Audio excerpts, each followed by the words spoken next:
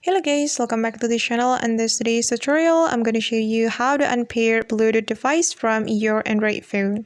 So guys, first of all, go to your settings application on your Android phone, and then you are going to select the connection setting, this one, tap on it.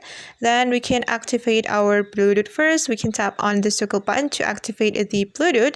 Then we can tap on the Bluetooth option to go to the Bluetooth setting. Okay, and you can simply select the device you would like to unpair from your Android, and I'm gonna go with this device. So we can tap on this button, guys, then tap on unpair.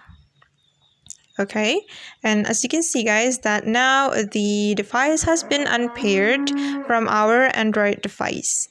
Alright guys, and that's how we can unpair Bluetooth device from our Android phone. I hope this tutorial will be helpful for you. Thank you so much for watching. And if you found this tutorial useful, don't forget to hit the like button, leave your comments, and also subscribe to this channel. See you on the next video.